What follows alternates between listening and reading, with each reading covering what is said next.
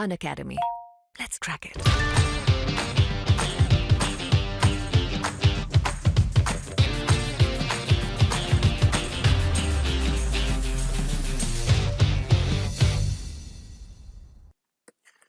MPPSC 2020 के अंतर्गत जो टॉपिक हम डिस्कस कर रहे थे जीएस 3 के अंतर्गत, जो मुख्य परीक्षा का पाठ्यक्रम है जीएस 3 में, ये इकाई 8 है। ठीक है, इकाई 8 के अंतर्गत हम ऊर्जा के स्रोत वगैरह हम देखने वाले हैं। इससे पहले हम इसका लेक्चर ले चुके हैं, उसमें आपको इसकी बेसिक जानकारी वगैरह हम दे चुके हैं। ठीक है, बेसिक्स आपके क्लियर होने चाहिए यहाँ तक। यदि आपने नहीं देखे तो उन लेक्चर्स को देख लें। ठीक है, तभी आप इन लेक्चर्स को आगे देखें, इसके बाद ही आपको ये लेक्चर्स समझने में बहुत ही आसानी होगी। ये एक क्रमबद्ध तरीके से चलने वाली सीरीज है, और इसके यदि आप एक लेक्चर छोड़ें तो आपको शायद हो सकता है दूसरा लेक्चर समझ में आए भी, लेकिन पूरा ना आए। ठीक है, तो इसलिए मैं आपसे रिक्वेस्ट करता हूँ कि आप सारे जो लेक्चर्स है क्रमबद्ध तरीके से देखें। और यहाँ पे स्रोत के बारे में हम देखने वाले हैं इस वाले लेक्चर में, ऊर्जा के स्रोत। और यहाँ पे बात करेंगे क्यों हमें आवश्यक है ऊर्जाएं, और क्या स्रोत होते हैं, और कैसे स्रोत जो होते हैं उनको एक अच्छा स्रोत मानेंगे, किस प्रकार उनकी क्वालिटीज होती हैं कि अच्छे स्रोत हो, और बहुत सारी चीज़ हम यहाँ पे देखने वाले हैं। ठीक है, और यहाँ पे जो बेसिकली जो फोकस होने वाला है आज, जो होने वाला है ये है जो परंपरागत स्रोत है उसके अंतर्गत जीवाश्म। ठीक है, जीवाश्म ईंधन वगैरह में यहाँ पे इसका फोकस होने वाला है। ठीक है, तो चलिए देखते हैं।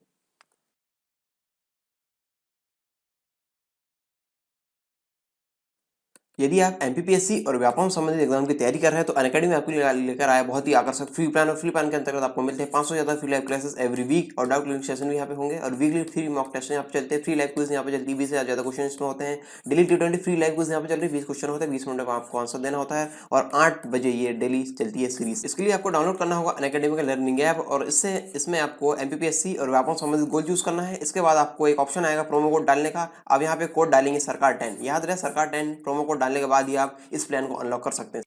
यदि आप एमपीपीएससी प्रीलिम्स 2020 क्लियर करना चाहते हैं तो आपके लिए 2 बैचेस हैं। यहाँ पे एमपीपीएससी ब्रह्मास्त्र बैच है, और यहाँ पे एक है चैंपियनशिप बैच है। ये इन दोनों बैच में आप ज्वाइन हो सकते हैं। और यदि आप ऑल राउंड प्रिपरेशन के लिए प्रेस कोर्सेज के लिए जाना चाहते हैं अनअकैडमी में, तो आपके लिए यहाँ पे द अल्टीमेट 60 डेज का कोर्स है यहाँ पे, और टारगेट एमपीपीएससी प्रीलिम्स का यहाँ पे 60 डेज का कोर्स है। आप इनको ज्वाइन कर सकते हैं। और साथ ही साथ यदि आप शुरू से तैयारी करना चाहते हैं एमपीपीएससी की, तो यहाँ पे 10 मंथ का फाउंडेशन बैच यहाँ पे चालू होने वाला है 12 जनवरी से। इसमें मेंस के साथ प्रीलिम्स की तैयारी भी कराई जाएगी, और आंसर एंड प्रैक्टिस सीरीज भी यहाँ पे कराई जाएगी। और यदि आप ऑलरेडी रिवीजन मोड में हैं तो रिवीजन के लिए संपूर्ण ज्ञान और संकल्प एमपीपीएससी प्रीलिम्स 2020 की सीरीज चल रही है, आप इसमें ज्वाइन हो सकते हैं। और आप एमपीपीएससी 2019 का प्रीलिम्स क्लियर कर चुके हैं तो आपके लिए ये बैच बहुत ही फायदेमंद है। स्वप्न पूर्ति बैच है एमपीपीएससी मुख्य परीक्षा के लिए, 35 दिन में आपको आंसर एंड प्रैक्टिस कराई जाएगी, और हिंदी मीडियम वालों के लिए बहुत ही फायदेमंद है। इसके लिए आपको अनअकैडमी के ऐप में जाकर के एमपीपीएससी और व्यापम के गोल से संबंधित जो प्लस बैचेस है वहां पे जाके गेट सब्सक्रिप्शन ऑप्शन में क्लिक करना है। यहाँ पे जाने के बाद आपको इस प्रकार का इंटरफेस दिखेगा, आपको अपने पसंदीदा प्लान चुनने का ऑप्शन मिलेगा, और यहाँ पे आप प्रोमो कोड डालिए सरकार 10 प्रोमो कोड डालने के बाद आप यहाँ पे 10% तक का डिस्काउंट ले सकते हैं, और इसके बाद प्रोसीड टू पे कीजिए। आप इसके बाद वो प्लान खरीद सकते हैं। तो देर किस बात की, download Unacademy now, let's crack it. Topic है ऊर्जा के स्रोत, सोर्स ऑफ एनर्जी। ठीक है, सोर्स ऑफ एनर्जी से पहले एक बहुत ही इंपॉर्टेंट टॉपिक यहाँ पे हम डिस्कस करेंगे, ऊर्जा संरक्षण का सिद्धांत। ठीक है, ऊर्जा संरक्षण का सिद्धांत बहुत ही इंपॉर्टेंट है। इसको समझना इसलिए आवश्यक है क्योंकि हमें इसके बाद ही बहुत सारी चीज़ें समझ में आएंगी, ऊर्जा के स्रोत वगैरह समझ में आएंगे, और किस प्रकार से हमें और जो स्रोत है वो उनको बचाए रखने की आवश्यकता है, ये सारी चीज़ें हमको यहाँ पे समझ में आएंगी। ठीक है, तो यहाँ पे हम देखते हैं ऊर्जा संरक्षण का सिद्धांत के बारे में। तो यहाँ पे ध्यान से समझिए, और यदि आप नोट्स बना रहे हो तो एक बार सुन लीजिए। यदि आप नोट्स बना रहे हो तो एक बार लेक्चर को पूरा सुन लीजिए। ठीक है, पूरा सुनने के बाद फिर जब सेकंड टाइम आप लेक्चर सुनिए तब आप नोट्स बनाइए। वहाँ पे आपको बहुत सारी जो कंसेप्ट है वहाँ पे आपको पूरी समझ में आएंगे, और उसके बाद ही आप बनाएंगे तो आपके लिए अच्छा रहेगा। क्योंकि यदि आप फर्स्ट रीडिंग में यानी फर्स्ट टाइम आप वॉच कर रहे हो, यदि उसी टाइम में आप बनाएंगे तो आप या तो नोट्स बना पाएंगे या फिर समझ पाएंगे, तो दो में से कोई एक चीज़ हो पाएगी। तो इसलिए पहले आप अच्छे से सुन लें, उसके बाद यहाँ पे नोट्स बनाएं। तो यहाँ पे चलिए शुरू करते हैं इस सिद्धांत को। ऊर्जा को ना तो उत्पन्न किया जा सकता है और ना ही नष्ट किया जा सकता है, इसे केवल एक रूप से दूसरे रूप में परिवर्तित किया जा सकता है, और यही ऊर्जा संरक्षण का सिद्धांत है। ठीक है, ऊर्जा को ना हम उत्पन्न कर सकते हैं, ना उत्पन्न कर सकते, और ना ही हम इसको नष्ट कर सकते हैं। ठीक है, ना उत्पन्न होती है ऊर्जा, ना नष्ट होती है। क्या होती है, ये सिर्फ एक रूप से दूसरे रूप में परिवर्तित होती है। अब जानेंगे किस प्रकार से ये परिवर्तित होगी। यहाँ पे देखिए एग्जाम्पल के तौर पर हम देखते हैं, कोई वस्तु ऊंचाई पे है। ठीक है, ऊंचाई पे है, हाइट पे है। ठीक है, तो उसमें h है, उसकी हाइट है, कोई वस्तु यहाँ पे है और ये मान लीजिए ये लैंड है, लैंड से भूमि से इतनी ऊंचाई पर ये वस्तु है, यहाँ पे ऊंचाई पर है तो इसमें कौन सी ऊर्जा होगी, यहाँ पे होगी स्थितिज ऊर्जा, स्थितिज ऊर्जा। ठीक है, स्थितिज ऊर्जा इसमें रहेगी। हम सभी ऊर्जा वाले जो भौतिक विज्ञान के जो चैप्टर हमने डिस्कस किए वहाँ पे हम ये सारी चीज़ें डिस्कस कर चुके हैं। यहाँ पे ऊंचाई के कारण इसमें ऊर्जा होगी स्थितिज ऊर्जा। तो यहाँ पे देखिए स्थितिज ऊर्जा यहाँ पे है और यहाँ पे जब ऊंचाई से वस्तु गिरेगी, ठीक है, यहाँ कोई मान लो यहाँ कोई सतह है, ठीक है, सतह पर ये गिरी वस्तु, ये सतह पर गिरी वस्तु, तो यहाँ पे ये वस्तु मान लो कि कोई धातु की है और धातु की यहाँ ये टकराई जमीन पे, जमीन यानी जो फर्श वगैरह वहाँ पे हम बोल सकते हैं फर्श में टकराई, तो फर्श में टकराएगी तो यहाँ पे आवाज आएगी, ध्वनि उत्पन्न होगी। ठीक है, तो यहाँ पे देखो सिनेरियो क्या हो रहा है, यहाँ पे ये जब हाइट पे है तो इस यहाँ पे स्थिति ऊर्जा है, स्थिति ऊर्जा है इसमें। ठीक है, अब जब ये टकराने के बाद इसमें ध्वनि उत्पन्न हो रही है, तो यहाँ पे देखिए हो क्या रहा है, यहाँ पे स्थिति ऊर्जा परिवर्तित हो रही है ध्वनि ऊर्जा में। आया समझ में, जो स्थिति ऊर्जा थी वो कन्वर्ट हुई इसमें ध्वनि ऊर्जा में। इसी प्रकार यदि हम दूसरा एग्जाम्पल देखें तो यहाँ पे क्या है, मोमबत्ती का जलना, मोमबत्ती जब जलती है तो मोमबत्ती जब जलती है तो उसमें ऊर्जा का परिवर्तन हो रहा है। ठीक है, वो जो रासायनिक ऊर्जा है वो प्रकाश ऊर्जा और ऊष्मीय ऊर्जा में परिवर्तित हो रही है। ठीक है, मोमबत्ती जब जलती है, मान लीजिए कोई मोमबत्ती है, ठीक है, इस प्रकार से कोई मोमबत्ती है जल रही है तो ये क्या, इसकी रासायनिक जो ऊर्जा है वो परिवर्तित हो रही है प्रकाश में, ये प्रकाश देता है, जो मोमबत्ती का जलना प्रकाश देता है और ऊष्मा देता है। ठीक है, तो ये किस में कन्वर्ट हो रही है, जो मोमबत्ती की रासायनिक ऊर्जा वो परिवर्तित हो रही है प्रकाश ऊर्जा और ऊष्मीय ऊर्जा में। ठीक है, तो यहाँ पे देखो, यहाँ पे हो क्या रहा है, यहाँ पे ऊर्जा संरक्षण का सिद्धांत यहाँ पे काम कर रहा है। ठीक, ऊर्जा संरक्षण सिद्धांत कैसे काम कर रहा है, यहाँ पे ऊर्जा को हम ना तो उत्पन्न कर रहे हैं और ना ही नष्ट कर रहे हैं। ये यदि आप बोलोगे यहाँ पे हम मोमबत्ती जला के ऊर्जा को नष्ट कर देंगे तो ऐसा हो पाएगा क्या, नहीं हो पाएगा। ठीक है, तो यहाँ पे देखो ऊर्जा संरक्षण सिद्धांत यहाँ पे काम कर रहा है। फिर से मैं आपको रिवाइज कराता हूँ, ऊर्जा संरक्षण सिद्धांत के अनुसार ऊर्जा को ना तो हम उत्पन्न कर सकते हैं और ना ही नष्ट कर सकते हैं, इसे केवल एक रूप से दूसरे रूप में परिवर्तित कर सकते हैं। ठीक है, तो इस प्रकार से कंडीशन यहाँ पे हो रही है। तो यहाँ पे भी जो एग्जाम्पल के तौर पर हमने देखे यहाँ पे वही हुई। ठीक है, तो ये देखिए ऊर्जा यहाँ पे परिवर्तित हुई एक रूप से दूसरे रूप में। यहाँ पे स्थितिज ऊर्जा थी, यदि ऊंचाई पर है तो स्थिति ऊर्जा है, स्थिति ऊर्जा जब सतह से टकराई तो उसमें ध्वनि मतलब वो वस्तु सतह से टकराई तो उसमें ध्वनि उत्पन्न हुई, तो ध्वनि उत्पन्न हुई तो यहाँ पे स्थिति ऊर्जा परिवर्तित हुई ध्वनि ऊर्जा में। और यहाँ पे मोमबत्ती के जलने में रासायनिक ऊर्जा परिवर्तित हुई प्रकाश और ऊष्मीय ऊर्जा में। ठीक है, और इसी प्रकार जैसे गर्म पानी वगैरह हम लेते हैं, मतलब जो पानी है, पानी को हम गर्म किए, ठीक है, तो गर्म किए तो उसमें जो पानी की जो ऊर्जा है वो परिवर्तित होगी किसमें, ऊष्मीय ऊर्जा में। ठीक है, ऊष्मीय ऊर्जा में परिवर्तित हो जाएगी। तो यहाँ पे ये इस प्रकार से ये चेंजेस होते रहते हैं।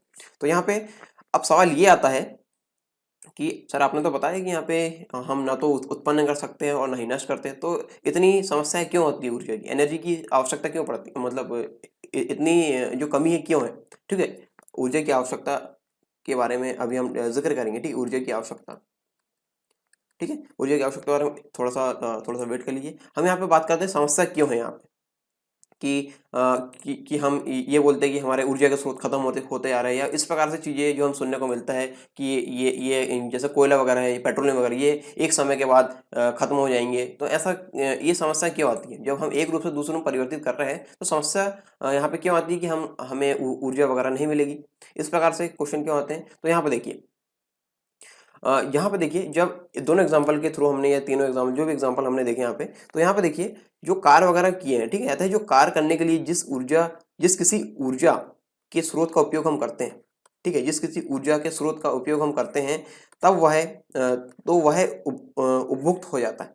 ठीक है, जिस ऊर्जा के स्रोत का हम उपयोग करते हैं, ठीक है, जिस ऊर्जा के स्रोत का हम उपयोग करते हैं वह उपभुक्त हो जाता है और उसका पुनः उपयोग नहीं किया जा सकता है।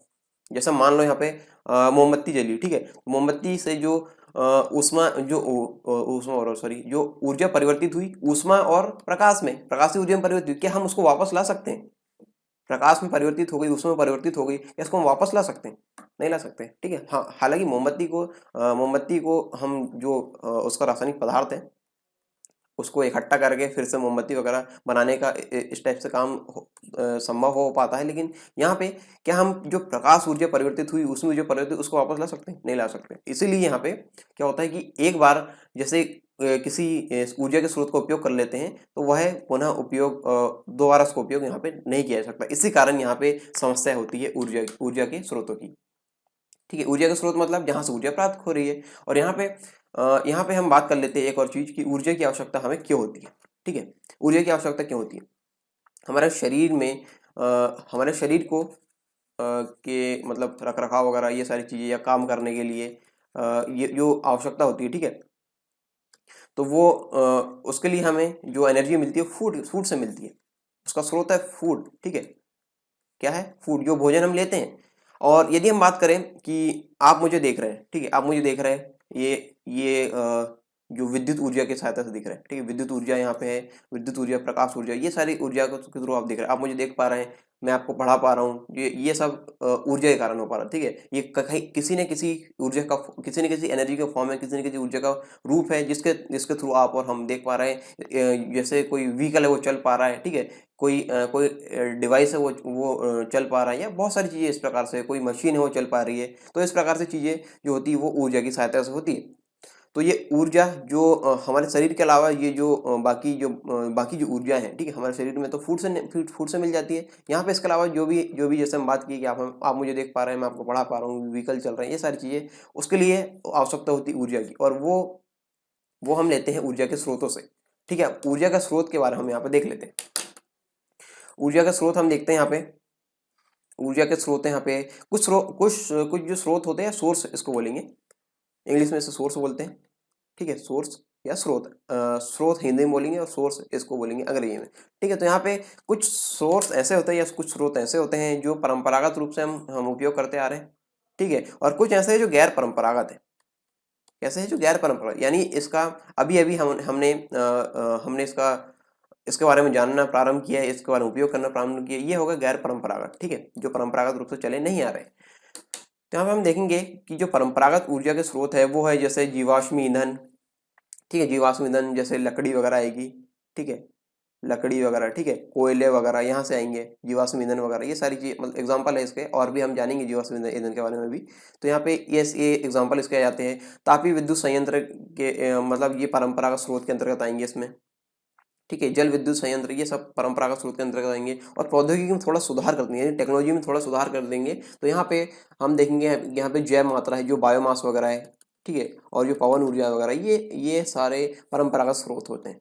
ठीक है, ये परंपरागत स्रोतों से ऊर्जा इसमें प्राप्त की जाती है, इन सारे माध्यमों में।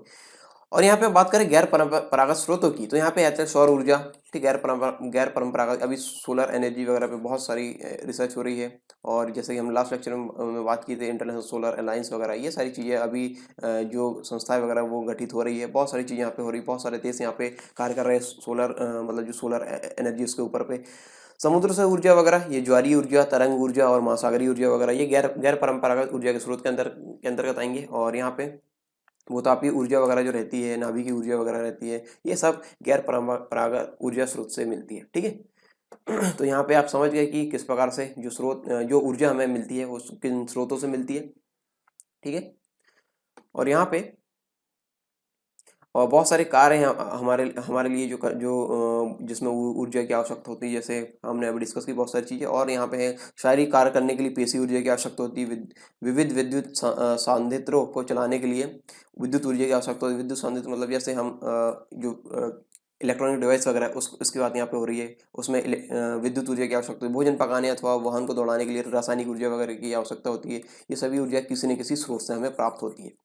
ठीक है, अब यहाँ पे हम एक चीज देखते हैं कि हमें यह जानना आवश्यक है कि ऊर्जा को उसके प्रयोज्य रूप में प्राप्त करने के लिए आवश्यक स्रोत का चयन किस प्रकार किया जाता है। यानी जो उसका जो बेस्ट पॉसिबल जो यूज है वो लेने के लिए हमको किस प्रकार ऊर्जा का यहाँ पे चयन करते हैं।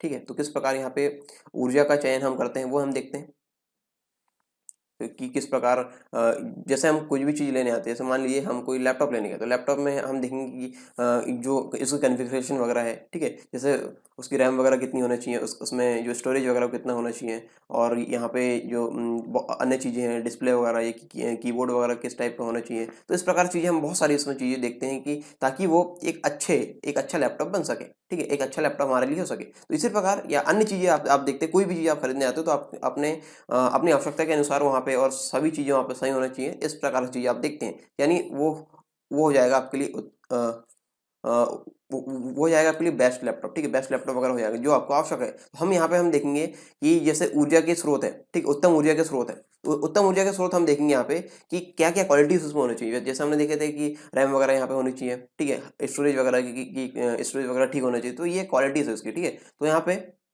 हम देखेंगे कि क्या क्वालिटीज वगैरह होना चाहिए इसमें, और क्या क्या चीजें, क्या बिंदु यहाँ पे ध्यान में रखा जाता है।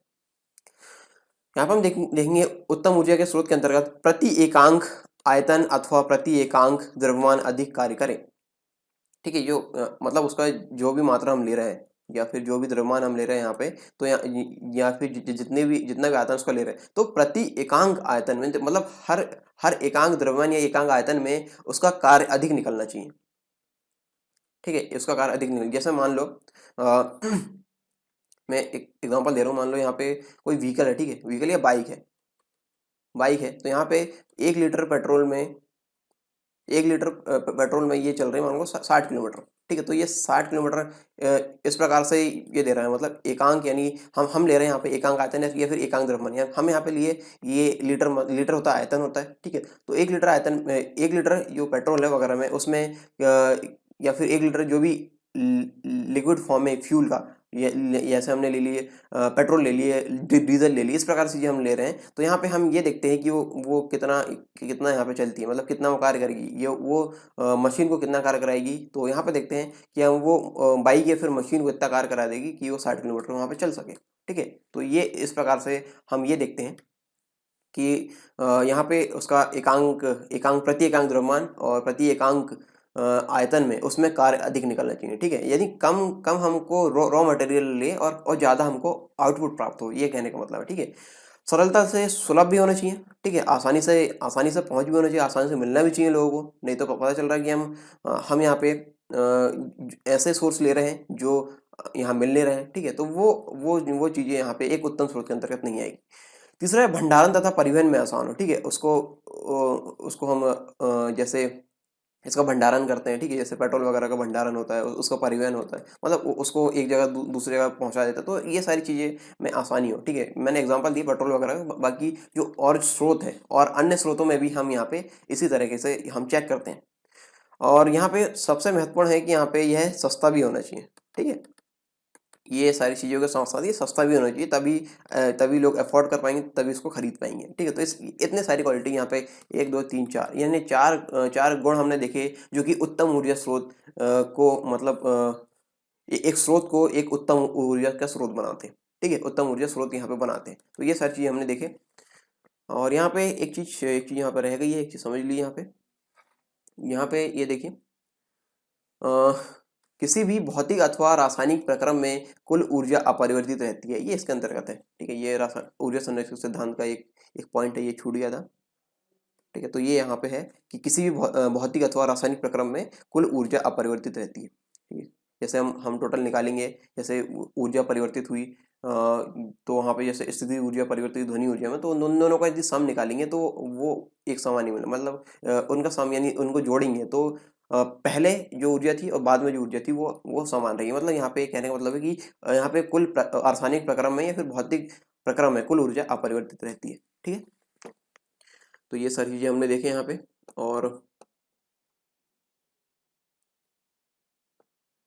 और यहाँ पे पर्यावरण से संबंधित चीज़ें हम देख लेते हैं कि पर्यावरण से इको फ्रेंडली वगैरह जो चीज़ें रहती है वो किस प्रकार से यहाँ पे डिपेंड करेगी।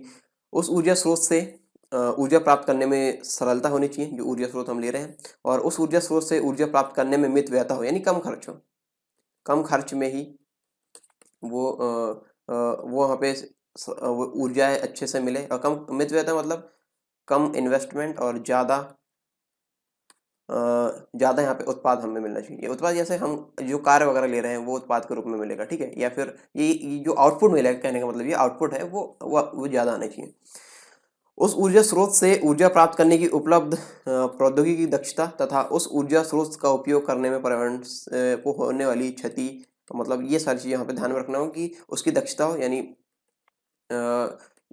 उसकी एफिशिएंसी बहुत ज़्यादा हो। यानी जैसे मान लो हम 1 लीटर पेट्रोल वगैरह ले लिया या 1 ग्राम कुछ चीज़ें ले रहे हैं, कोई हम किसी ऊर्जा के स्रोत से हम ऐसी चीज़ें ले रहे हैं, तो उसका जो आउटपुट हो वो ज़्यादा हो, ठीक है। मतलब मान लो यहाँ पे 1 लीटर पेट्रोल में 60 किलोमीटर चल रही है, ठीक है, या फिर 100 किलोमीटर चल रही है, कुछ बाइक जो 100 किलोमीटर देती है। तो यहाँ पे कुछ चीज़ें तो मशीनों के ऊपर भी डिपेंड करती है, लेकिन उसका जो बेसिक नेचर है वो ज़्यादा होना चाहिए, यानी एफिशिएंसी उसकी ज़्यादा होनी चाहिए, ठीक है। कम चीज़ें ले तो उसमें कम हम इनपुट देते तो ज़्यादा आउटपुट यहाँ पे होना चाहिए। और यहाँ पे पर्यावरण को यहाँ पे ये नुकसान ना पहुँचाया ज़्यादा, ये भी हमको ध्यान में रखना होता है, ठीक है। नहीं तो हम ऐसे ऐसे स्रोत यूज़ कर रहे हैं जो पर्यावरण को भारी नुकसान पहुँचा रहे हैं, तो हमें भी उससे इनडायरेक्ट रूप से यहाँ पे नुकसान होगा, ठीक है। हम पर्यावरण को नुकसान पहुँचाएंगे और पर्यावरण हमें नुकसान पहुँचाएगा। इस प्रकार से चीज़ें यहाँ पे, ये सारी चीज़ यहाँ पे देखने की होती, जो एक उत्तम स्रोत के अंतर्गत जो पॉइंट्स होते हैं उसके अंतर्गत आती है, ठीक है।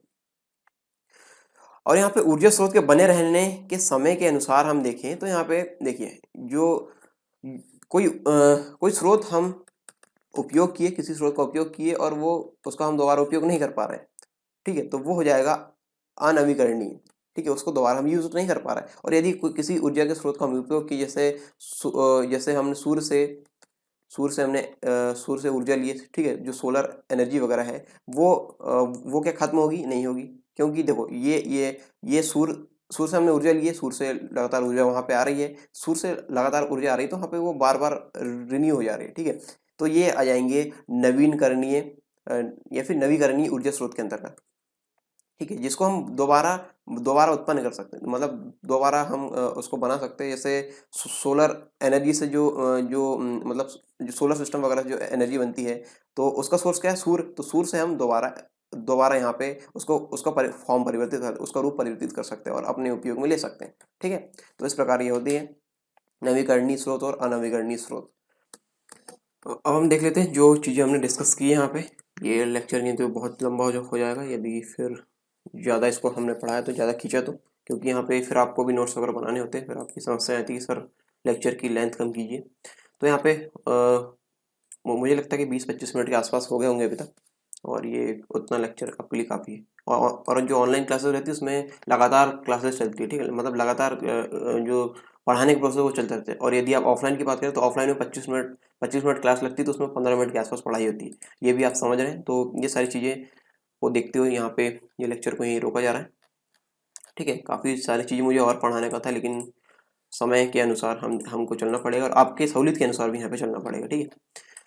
तो यहाँ पे ये जो चीज़ें हम डिस्कस किए वो हम देख लेते हैं। यहाँ पे ऊर्जा के स्रोत के अंतर्गत जो स्रोत आएंगे यहाँ पे हमने देखे, और उत्तम ऊर्जा के स्रोत क्या हो सकते हैं, क्या उनकी क्वालिटीज़ होगी, और ऊर्जा संरक्षण सिद्धांत हमने देखा, और किस प्रकार ऊर्जा परिवर्तित होती है एक रूप से दूसरे रूप में, और उसका कुल ऊर्जा किस प्रकार से अपरिवर्तित होगी उस निकाय की, ये भी हमने देखे, या फिर जो प्रक्रम है उसकी हमने देखे। और जो परंपरागत स्रोत के अंतर्गत और गैर परंपरागत स्रोत के अंतर्गत क्या क्या चीज़ें यहाँ पे हैगी, ये सारी चीज़ें हमने देखे। और पर्यावरण से संबंधित चीज़ें यहाँ पे जो हमने देखे, यहाँ पे किस प्रकार से वो पर्यावरण को नुकसान ना पहुँचाए, और सारी चीज़ें यहाँ पे देखे। और ऊर्जा के बने रहने के समय के अनुसार यहाँ पे हमने देखे कि नवीकरणीय स्रोत क्या हो सकते हैं, और जो जिसका नवीनीकरण नहीं किया जा सकता वो स्रोत कैसे हो सकते हैं, ठीक है। तो यहाँ पे ये चीज़ें हमने देखे। तो चलिए इस लेक्चर को यहाँ पे ख़त्म करते हैं, बाकी चीज़ें अगले लेक्चर हम देखेंगे। यदि आप एमपीपीएससी और व्यापम संबंधित एग्जाम की तैयारी कर रहे हैं तो अनअकैडमी आपके लिए लेकर आया बहुत ही आकर्षक फ्री प्लान। और फ्री प्लान के अंतर्गत आपको मिलते हैं 500 से ज़्यादा free live classes every week, और डाउट क्लियरिंग सेशन भी यहाँ पे होंगे, और वीकली फ्री मॉक टेस्ट यहाँ पे चलते हैं, फ्री लाइव क्विज यहाँ पे चलती है, 20 से ज़्यादा क्वेश्चन इसमें होते हैं। Daily T20 free live quiz यहाँ पे चल रही है, 20 क्वेश्चन होते हैं, 20 मिनट में आपको आंसर देना होता है, और 8 बजे ये डेली चलती है सीरीज। इसके लिए आपको डाउनलोड करना होगा अनअकैडमी का लर्निंग ऐप, और इसमें आपको एमपीपीएससी और व्यापम संबंधित गोल चूज करना है। इसके बाद आपको एक ऑप्शन आएगा प्रोमो कोड डालने का। आप यहाँ पे कोड डालेंगे सरकार 10, याद रहे सरकार 10 प्रोमो कोड डालने के बाद ही आप इस प्लान को अनलॉक कर सकते हैं। यदि आप एमपीपीएससी प्रीलिम्स 2020 क्लियर करना चाहते हैं तो आपके लिए 2 बैचेस हैं। यहाँ पे एमपीपीएससी ब्रह्मास्त्र बैच है, और यहाँ पे एक है चैंपियनशिप बैच है। ये इन दोनों बैच में आप ज्वाइन हो सकते हैं। और यदि आप ऑल राउंड प्रिपरेशन के लिए प्लस कोर्सेज के लिए जाना चाहते हैं अनअकैडमी में, तो आपके लिए यहाँ पे द अल्टीमेट 60 डेज का कोर्स है यहाँ पे, और टारगेट एमपीपीएससी प्रीलिम्स का यहाँ पे 60 डेज का कोर्स है। आप इनको ज्वाइन कर सकते हैं। और साथ ही साथ यदि आप शुरू से तैयारी करना चाहते हैं एमपीपीएससी की, तो यहाँ पे 10 मंथ का फाउंडेशन बैच यहाँ पे चालू होने वाला है 12 जनवरी से। इसमें मेंस के साथ प्रीलिम्स की तैयारी भी कराई जाएगी और आंसर राइटिंग प्रैक्टिस सीरीज भी यहाँ पे कराई जाएगी। और यदि आप ऑलरेडी रिवीजन मोड में हैं तो रिवीजन के लिए संपूर्ण ज्ञान और संकल्प एमपीपीएससी प्रीलिम्स 2020 की सीरीज चल रही है, आप इसमें ज्वाइन हो सकते हैं। और आप एमपीपीएससी 2019 का प्रीलिम्स क्लियर कर चुके तो आपके लिए ये बैच बहुत ही फायदेमंद है। स्वप्न पूर्ति बैच है, एमपीपीएससी मुख्य परीक्षा के लिए 35 दिन में आपको आंसर राइटिंग प्रैक्टिस कराई जाएगी और हिंदी मीडियम वालों के लिए बहुत ही फायदेमंद है। इसके लिए आपको अनअकैडमी के ऐप में जाकर के एमपीपीएससी और व्यापम के गोल से संबंधित जो प्लस बैचेस है वहां पे जाके गेट सब्सक्रिप्शन ऑप्शन को क्लिक करना है। यहाँ पे जाने के बाद आपको इस प्रकार का इंटरफेस दिखेगा, आपको अपने पसंदीदा प्लान चुनने का ऑप्शन मिलेगा और यहाँ पे आप प्रोमो कोड डालिए सरकार 10 प्रोमो कोड डालने के बाद आप यहाँ पे 10% तक का डिस्काउंट ले सकते हैं और उसके बाद प्रोसीड टू पे कीजिए। आप इसके बाद वो प्लान खरीद सकते हैं। तो देर किस बात की, download Unacademy now, let's crack it.